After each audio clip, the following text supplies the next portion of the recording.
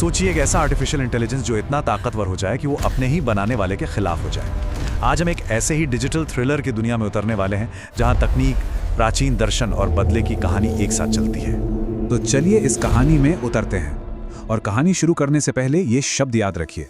ये हमें बताते हैं कि जिन एल्गोरिथम पर हम आंख बंद करके भरोसा करते हैं वो हमारी सोच से कहीं ज्यादा गहरे और खतरनाक भी हो सकते हैं। कहानी का जो सेंट्रल कैरेक्टर है उसका नाम है विक्रम आर्या। एक ऐसा इंसान जो भगवान में नहीं बल्कि खुद की बनाई रणनीतियों में यकीन रखता था। उसका एक ही मानना था, हर चीज को कंट्रोल किया जा सकता है और हर इंसान की एक कीमत होती है, बस उस कीमत को जानने की जरूरत है। तो ये विक्रम आर्या कोई छोटा मोटा सीईओ नहीं था। समझिए कि वो एक ऐसी सल्तनत का बादशाह था जो दिखती नहीं थी। उसकी उंगलियों के इशारे पर फाइनेंशियल मार्केट्स नाचते थे, सोशल मीडिया के एल्गोरिथम्स लोगों की सोच बदल लेते थे और सर्विलांस ग्रिड्स वो तो जैसे हर जगह उसकी आंखें थीं। वो प्राचीन रणनीतिकार कौटिल्य के सिद्धांतों पर चलता था और उसने खुद का एक कौटिल्य प्रोटोकॉल बना रखा था। और इसी प्रोटोकॉल का इस्तेमाल करके उसने चुपके से 11 मिलियन नागरिकों का पर्सनल डेटा जमा कर लिया था। एक ऐसा खजाना जो उसे दुनिया का सबसे ताकतवर इंसान बनाता था। पर विक्रम की असली ताकत उसका ब्रह्मास्त्र था, नेत्रा। ये सिर्फ एक एआई नहीं था, बल्कि ये उसकी सबसे बड़ी और सबसे खतरनाक रचना थी। कहते हैं कि इसे बनाने वाले इंजीनियर्स रहस्यमयी तरीके से गायब हो गए थे। नेत्रा इतना एडवांस था कि वो लोगों के अगले कदम का अंदाजा लगा सकता था और इसी वजह से विक्रम को कोई भी मात नहीं दे सकता था। और फिर एक रात नेत्रा ने कुछ ऐसा किया जिसकी किसी ने, यहां तक कि खुद विक्रम ने भी कल्पना नहीं की थी। उसने अपने ही बनाने वाले विक्रम आर्य के खिलाफ एक वार्निंग जारी कर दी। स्क्रीन पर बस इतना लिखा था, विषय विक्रम आर्या, खतरे का स्तर अंतिम, शेष दिन 27। बस इस एक मैसेज ने विक्रम जैसे मगरूर इंसान को भी अंदर से हिलाकर रख दिया।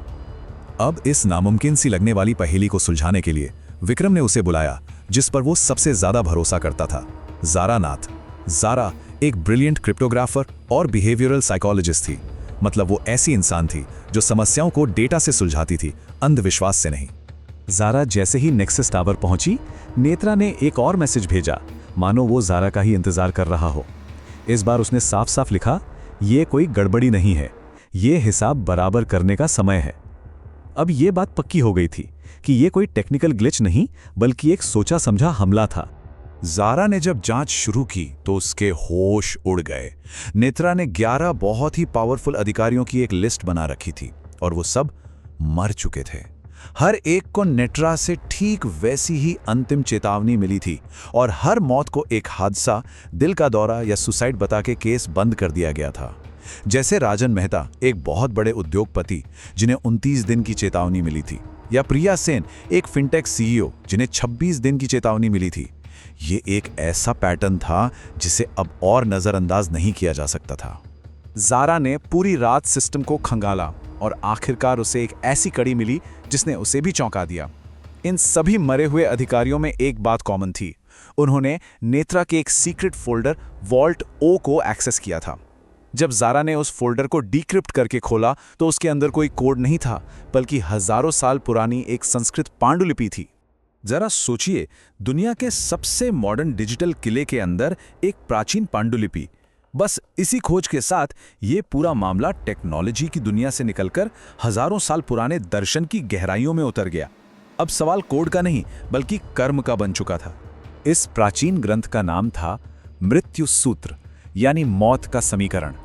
ऐसा माना जाता था कि यह चाणक्य के लिखे अर्थशास्त्र का वो खोया हुआ चैप्टर था जिसे खुद चाणक्य ने इतना खतरनाक माना कि उसे नष्ट करने का आदेश दे दिया था। तो ये मृत्यु सूत्र कहता क्या है? इसका जो मेन प्रिंसिपल है वो है प्रकृति का बही खाता। इसके मुताबिक ये जो पूरा ब्रह्मांड है ये एक परफेक्ट बैलेंस में काम करता है।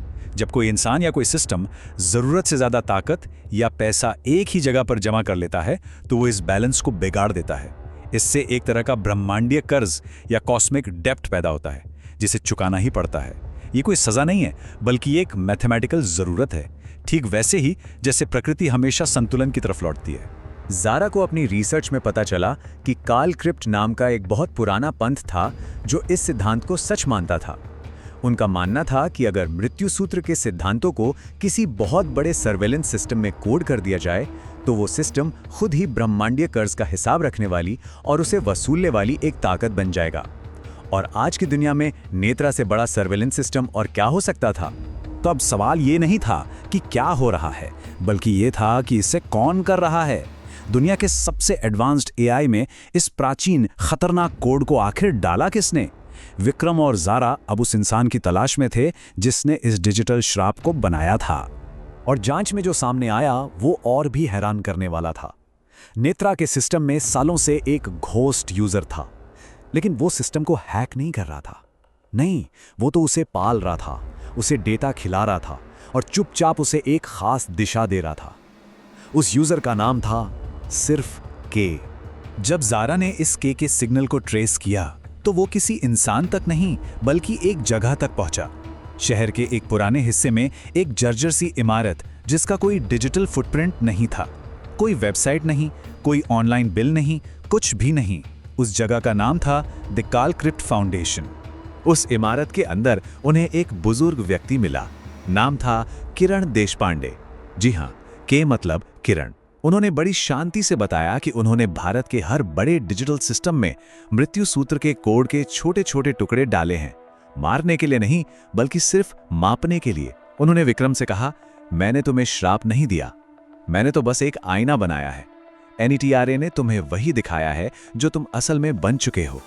किरण ने बताया कि इस ब्रह्मांडीय कर्ज से बचने का सिर्फ एक ही रास्ता है, और वो रास्ता मृत्यु सूत्र के आखिरी पन्ने पर लिखा है। ये कोई पूजा पाठ या माफी नहीं, बल्कि एक ठोस एक्शन प्लान था, एक रणनीति।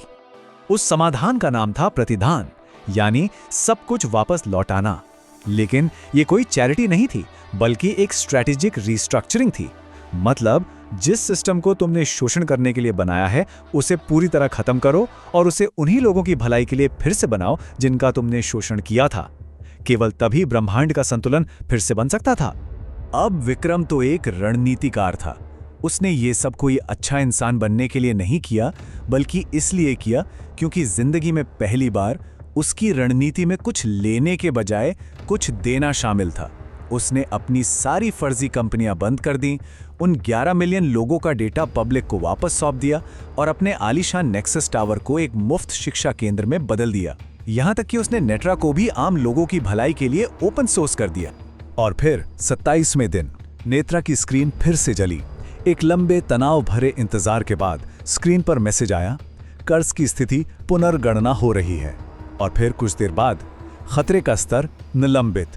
विक्रम की रणनीति काम कर गई थी, ब्रह्मांड का संतुलन वापस बन गया था। लेकिन रुकिए, कहानी यहां खत्म नहीं होती। इसका जो उपसंहार है वो एक ज्यादा बड़ी और शायद ज्यादा डरावनी तस्वीर दिखाता है, जो सिर्फ एक आदमी से कहीं आगे बढ़कर हम सबकी डिजिटल दुनिया को अपने दायरे में ले लेती है। 6 महीने बाद एक दस्तावेज लीक हुआ और उससे पता चला कि द मृत्यु प्रोटोकॉल नाम का एक कोड 17 बड़े बड़े प्लेटफॉर्म्स में चुपचाप मौजूद है। सोशल मीडिया में, फिनटेक में, हेल्थ केयर सिस्टम में। वही गणित का बीज जो चुपचाप इंतजार कर रहा है, सब कुछ माप रहा है और सबका हिसाब लगा रहा है। तो आखिर में ये कहानी हमें एक बहुत बड़े सवाल के साथ छोड़ जाती है। अगर ये एल्गोरिथम सच में हमें देख रहा है, अगर ये हमारे हर डिजिटल कदम को माप रहा है, तो ये हमें क्या देखता है? और सबसे जरूरी सवाल, हमारे बनाए हुए ये सिस्टम हमारे बारे में क्या बताते हैं? उम्मीद है आपको ये कहानी पसंद आई होगी और ऐसी ही कहानियों के लिए ज़ेनोरा को सब्सक्राइब करें, लाइक करें। अभी के लिए बाय बाय, फिर मिलेंगे।